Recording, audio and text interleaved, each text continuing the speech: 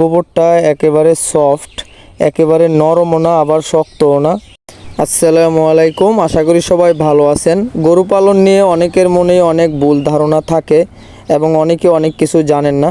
তো আজকে আপনাদের সাথে একটা বিষয় শেয়ার করব, সেটা হচ্ছে অনেকেই বলে থাকেন গরুকে কাঁচা ঘাস খাওয়ালে নাকি গরুর সমস্যা হয়। নিয়মিত গরুকে কাঁচা ঘাস খাওয়ালে গরুর গ্রোথ ভালো হয় না এবং গরুর যে পায়খানা বা আমরা গোবর বলে থাকি, ওই গোবর নাকি পাতলা হয়ে যায়। আমরা গরুকে যতটা সম্ভব সারা বছর কাঁচা ঘাস খাওয়ানোর চেষ্টা করি, কারণ কাঁচা ঘাসের কোনো বিকল্প নেই। বিশেষ করে আমরা সবসময়ই দুগ্ধগাভী পালন করে থাকি, আর দুগ্ধগাভীর জন্য সবচেয়ে সেরা যে খাবারটা সেটা হচ্ছে কাঁচা ঘাস, আর আমরা এটা সবসময় দেওয়ার চেষ্টা করে থাকি।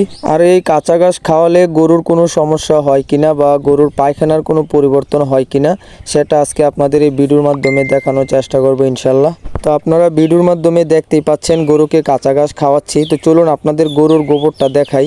এটাই হচ্ছে আমাদের গরুর আজকের গোবর, একেবারে টাটকা। আর এই গোবরটা একেবারে সফট, একেবারে নরমও না আবার শক্তও না।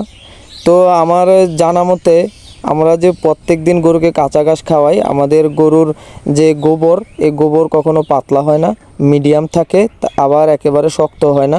একটা সুস্থ গরুর গোবর যেমন থাকার দরকার তেমনই থাকে। যে সকল প্রান্তিক খামারি ভাইয়েরা গরু পালন করেন, যদি গরুকে কাঁচা ঘাস খাওয়ানোর পর গরুর পাতলা পায়খানা হয়, তাহলে সেটা কাঁচা ঘাসের জন্য হয় না।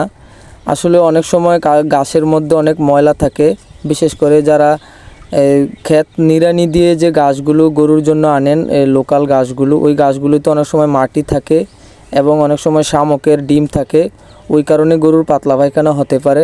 তো আপনারা যখন গরুকে কাঁচা ঘাস খাওয়াবেন, অবশ্যই গাছটা পরিষ্কার হতে হবে এবং পরিষ্কার পরিচ্ছন্নভাবে গরুকে খাওয়াবেন। তো ইনশাল্লাহ গরুর কখনো পাতলা পায়খানা হবে না। আর গরু যদি পাতলা পায়খানা হয় তাহলে ভেবে নেবেন ঘাসের মধ্যে কোনো সমস্যা আছে বা ঘাস অপরিচ্ছন্ন, মাটি আছে। তখন গাছগুলো পরিষ্কার করে গরুকে খাওয়ানোর চেষ্টা করবেন। আর গরুর পাতলা পায়খানা হলে অবশ্যই গরুর এই মোটা তাজা হতে সমস্যার সৃষ্টি করবে, কারণ গরুর পেটে অনেক সময় সমস্যা থাকলে পাতলা পায়খানা হয়ে থাকে। সেজন্য আপনারা ডাক্তারের পরামর্শ অনুযায়ী গরুকে ওষুধ খাওয়াবেন, ইনশাল্লাহ ঠিক হয়ে যাবে। তো সবাই ভালো থাকবেন, আসসালামু আলাইকুম।